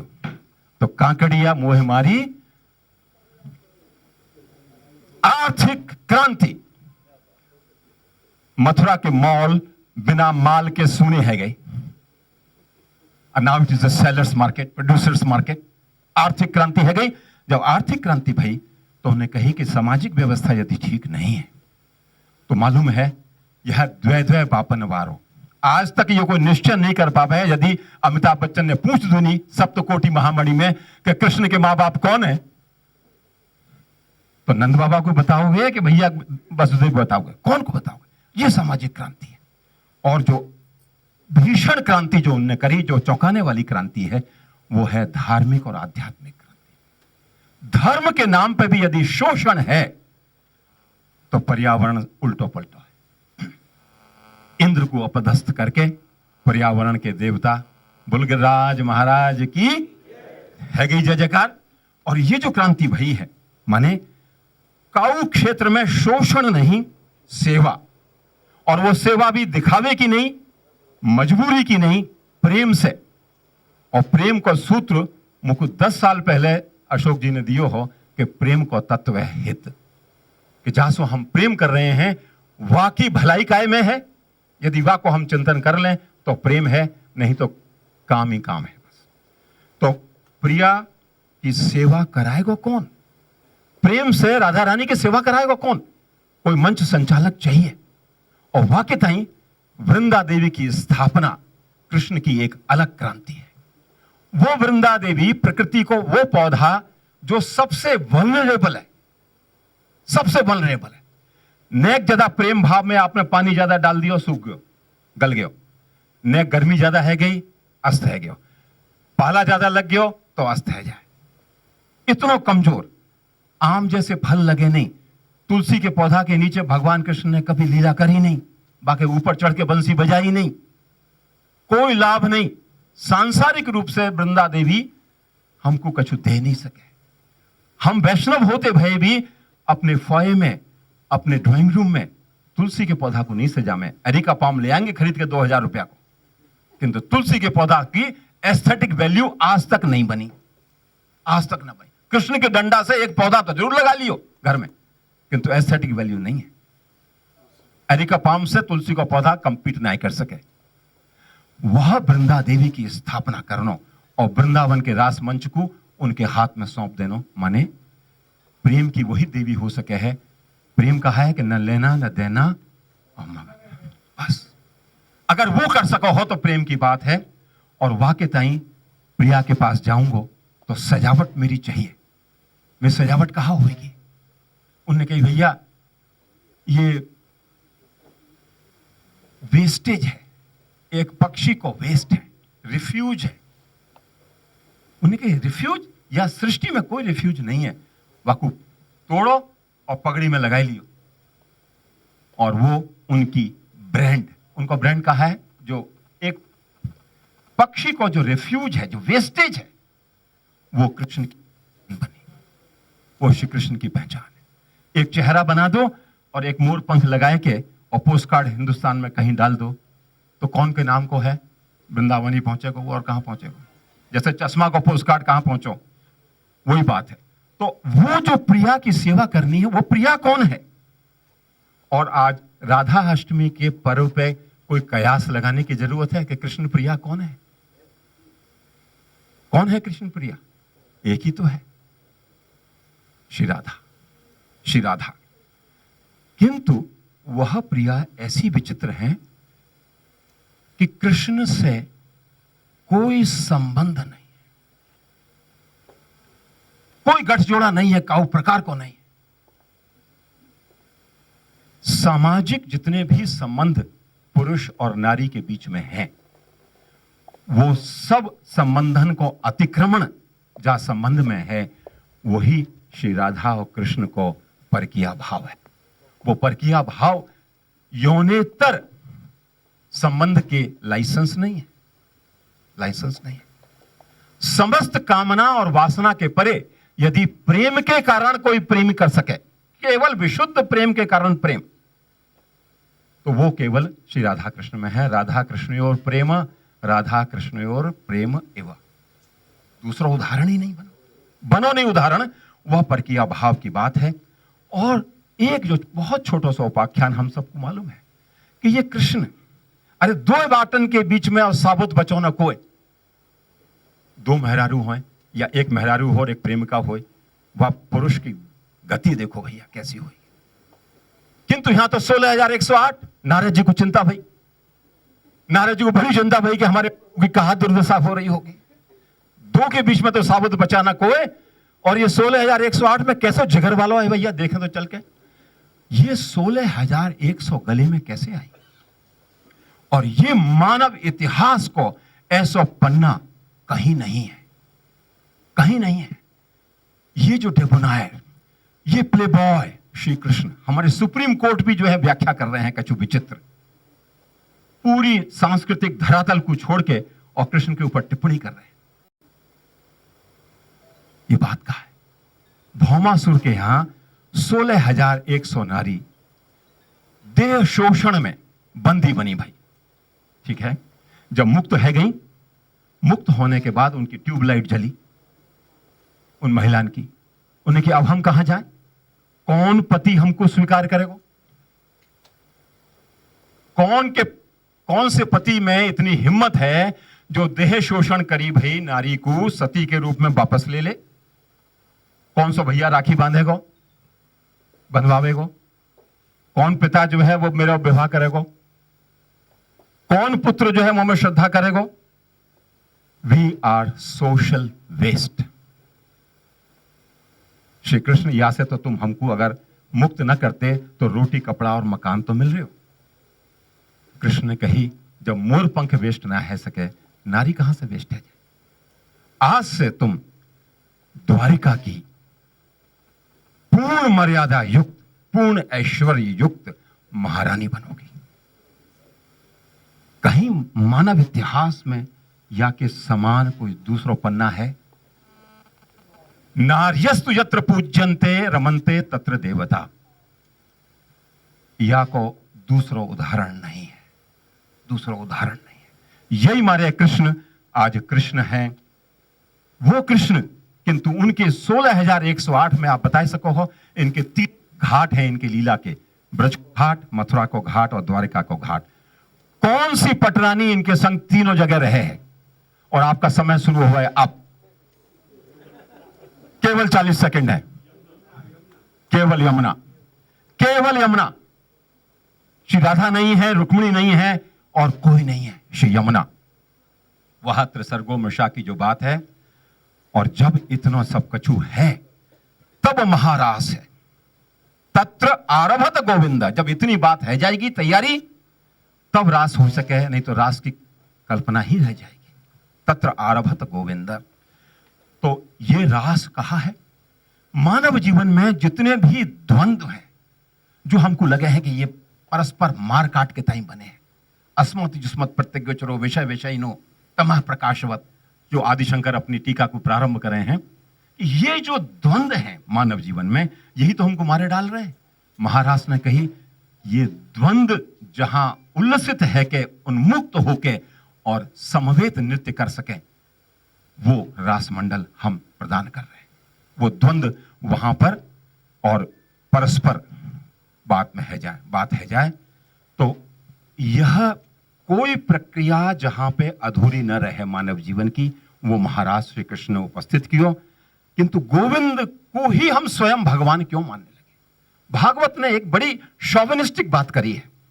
एते चांस कलापुंसः कृष्णस्तु तू लगायो, और कि कृष्ण ही भगवान स्वयं और सब तो टुकड़ा टुकड़ा में है।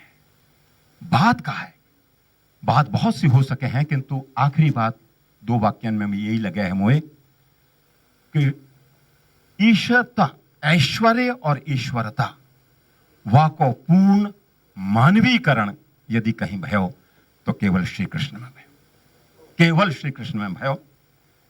अतः कोई शास्त्र में बोलिए, श्री चैतन्य प्रभु बोले अपने शिष्य से, प्रभुर ज्योति का खेला सर्वोत्तम नरो लीला, क्योंकि जितनी भी लीला हैं उनमें जो मानव लीला है, क्रियते तादृशी कीड़ा या श्रुत्वा तत्परो भवेत,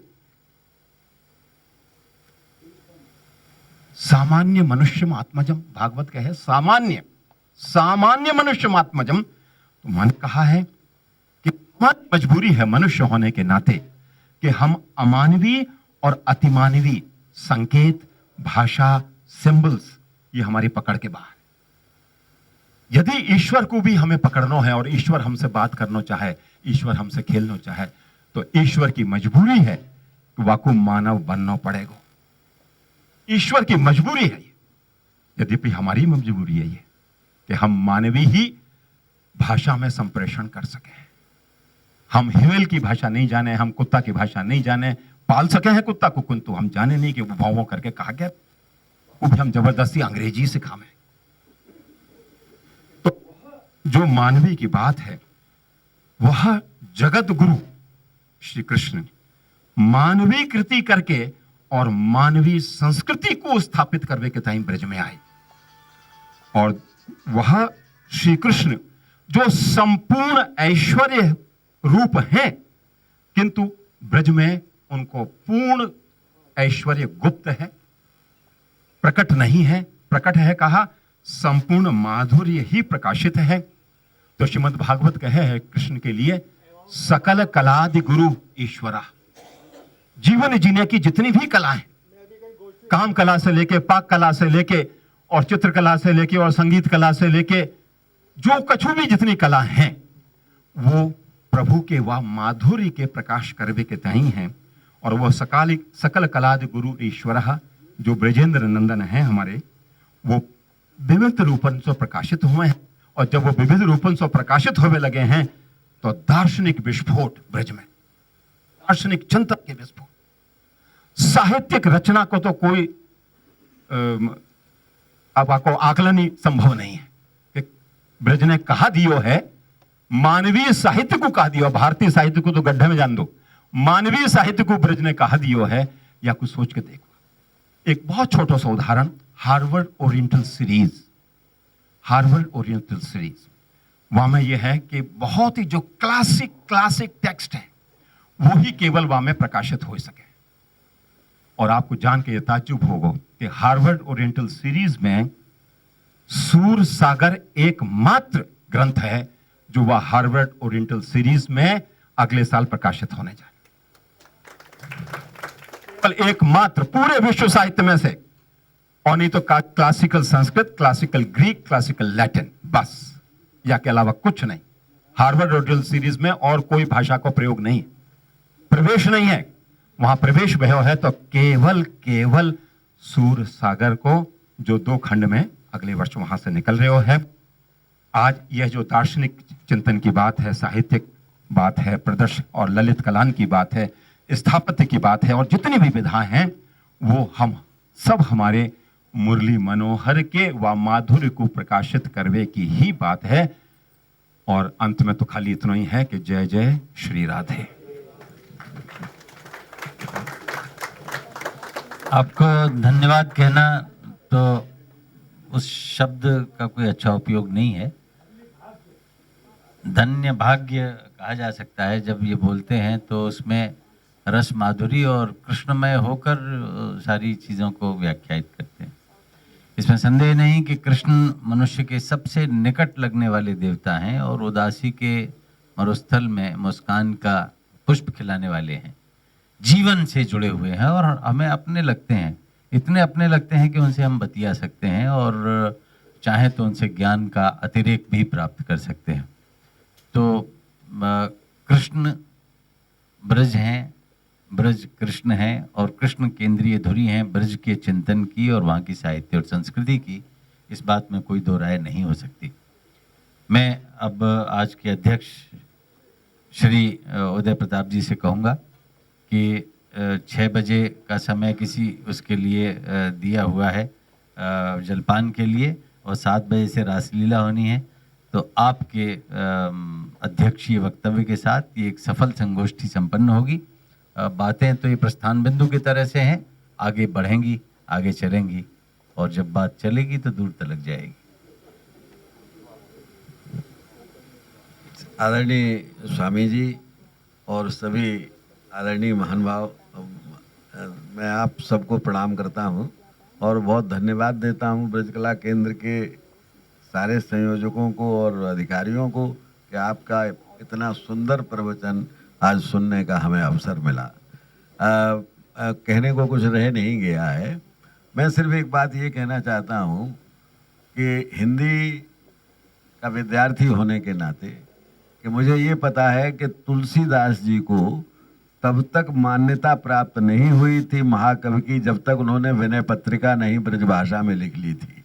अवधि की पूरा सारा साहित्य लिखने के बाद भी, तो इसलिए हमारे प्रोफेसर श्री भगवान शर्मा जी की शंका जो है वो, क्योंकि उसकी अभी भी ऐसा नहीं है, आज भी एक बहुत ऐसे बच्चे सुनाया करते हैं कि किसी ने पूछ दिया कि ब्रज कहाँ से शुरू है जावे, बोले जहाँ गाली मीठी लगने लगे वहीं से ब्रज शुरू हो जाती है।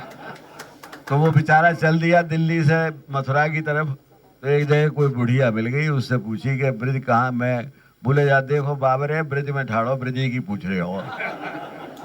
तो जहाँ ये ब्रज का ये जो आनंद है, जो अभी ये कहा, जितनी ललित कलाएं हैं वो सब कृष्ण से जुड़ी हुई हैं और जितना संगीत साहित्य, और एक बात कहना चाहता हूँ कि एकमात्र देवता हैं, एकमात्र महापुरुष हैं, उन्हें जो भी मान लो, जिन्होंने अवसाद से ऊपर उठाकर नाचने गाने और जीवन को उत्सव बनाने के लिए प्रेरणा दी। ये और उसका असर क्या हुआ, मैं जब दक्षिण में गया तो मुझे ये, मैं जिस हिंदू परिवार में ठहरा हुआ था, उन्होंने कहा कि वो उनके यहाँ कोई बच्चा पैदा हुआ तो उन्होंने जो पंडित से कहा कि कृष्ण का पर्याय कोई हमको नाम इसका बताओ।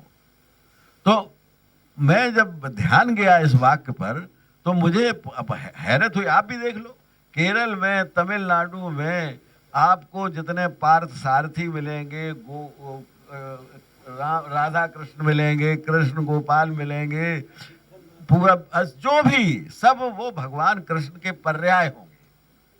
आसाम के लोग ये कहते हैं कि रुक्मिणी यहाँ की थी और आसाम के लोग उन्हें मानते।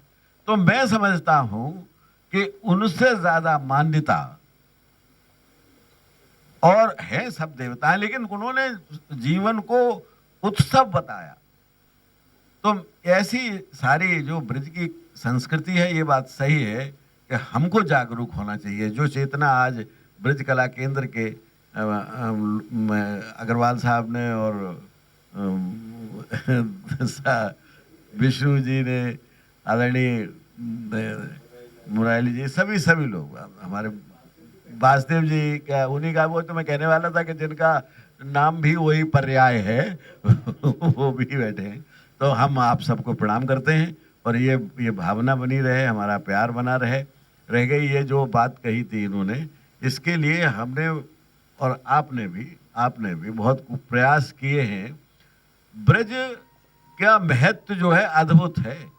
केवल खड़ी बोली और हिंदी को ही प्रभावित नहीं किया ब्रज ने। ब्रज यानी अमीर खुसरो ने तो जो एक कविताएं लिखी जिसमें एक भाषा ब्रज की और एक है फारसी की, और अनायास उसने एक शास्त्रीय भाषा के समकक्ष उसे रख दिया। और देखिए आप अगर गुरुमुखी के जितने भी हमारे बड़े गुरु हुए हैं उन सब ने ब्रज में छंद लिखे हैं। तो इसका प्रभाव और इसका मिठास वो ऐसी हृदय वो जीतने वाली है कि वो कभी समाप्त नहीं होगी। लेकिन हाँ, हम इसी तरह से बात करते रहें इस पर और इसको आगे बढ़ाते रहें। मैं ये जो बात कह रहा था, सरकार से निरंतर हम लोग इस बात के लिए कह रहे हैं कि ब्रज एकेडमी की स्थापना होनी चाहिए। और कह तो सब देते हैं और कह भी दिया, लिखित दे दिया कि हम करेंगे, अब होती क्यों नहीं है? अब इसका हम बहुत आदरणीय चतुर्वेदी जी ज़्यादा जानते होंगे कि एक वर्ग ऐसा भी है जो ये ढूंढता रहता है कि ये काम कैसे न हो वो जो है, और चाहे सरकार किसी की आए, असली सरकार उन्हीं की होती है।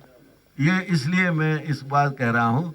और हम लेकिन के हम आंधी चलती रहती है और हम दीपक जलाने का प्रयास करते रहेंगे। बहुत बहुत धन्यवाद। विष्णु जी आइए। मैं कभी सपने में भी कल्पना नहीं कर सकता था कि ब्रज के ऊपर एक संगोष्ठी में इतने प्रेमी जन उपस्थित हो जाएंगे। मुझको घबराहट यही थी कि भाई ऐसा ना हो कि कुर्सी खाली हो और चतुर्वेदी जी आए और हमारे सम्मानी आए कि पूछे कि किसको संबोधित करें। लेकिन आप ये देखिए कि कुछ कहने की जरूरत है। रासलीला बाद में है, पहले ये प्रणय लीला जो ब्रज के महत्व पर हो रही है, ये कितना महत्व है, इसने हमें बड़ा प्रोत्साहन दिया है कि जब अशोक चक्रधर जी अपना वाजपेयी जी और मुकेश जी जैसे धूर्दंड ब्रज कला केंद्र के संस्थापकों में से रहे हैं, अशोक जी के पिताजी ने ही ब्रज कला केंद्र की स्थापना की है। ये वो परिवार है काका हाथरसी का और प्रगल्भ जी का कि वो बिना उनके ब्रज नहीं और बिना उनके ब्रज कला केंद्र नहीं। हम तो व्यापारी वर्ग जुड़ गया है, लेकिन हम व्यापारी वर्ग का कला से क्या लेन देन? ये प्रभु आप आके कृपा करते रहोगे तो हमारी चलती रहेगी गाड़ी, हम तो चलाने वाले इनमें। मैं तुमसे ही कह रहा हूँ प्रभु। हाँ, तो ये मेरा कहना है। हमें आज जो है बहुत प्रसन्नता हुई। वृंदावन से हमारे स्वामी जी श्रद्धेय पधारे और उदय प्रताप जी लखनऊ से आए हैं। सब लोग यहाँ मौजूद है, सब ब्रज प्रेमी हैं। मेरी तो बड़ी इच्छा थी सब लोग बोले, लेकिन समय नहीं है। नीचे का कार्यक्रम भी आपका इंतजार कर रहा है। डीग से चरकुलर नृत्य वाले आए हैं, बहुत उत्तम पार्टी आई है चरकुलर नृत्य की। और हमारा नगाड़े पर है जो वो करेंगे। मथुरा से स्वादिष्ट व्यंजन आपके लिए मंगाया गया है, जो इस आईआईसी की भूमि पर ये अलाउ नहीं करती बाहर का, लेकिन हमारे लिए इन्होंने अलाउ किया है कि हम ब्रज से मंगा करके आपको वो रसास्वादन पेड़े का भी कराएं, चंद्रकला का भी कराएं और मथुरा की ब्रजवासी के समोसे का भी कराएं। आप सबको मैं बहुत धन्यवाद देता हूं। बहुत मैं आज खुशी से सरोबार हूं कि इतनी बढ़िया उपस्थिति, इतने महान विद्वान आगरा से भी पधारे हैं, मथुरा से भी पधारे हैं। हमारी शशि प्रभा त्रिवारी जी हैं, इनका भी बड़ी मेरे साथ सहयोग रहता है और सब मौजूद हैं। मैं बहुत बहुत धन्यवाद सबको देता हूं और धन्य भाग्य हमारे आपके कि ये संगम हुआ। दंडोत महाराज। राधे राधे।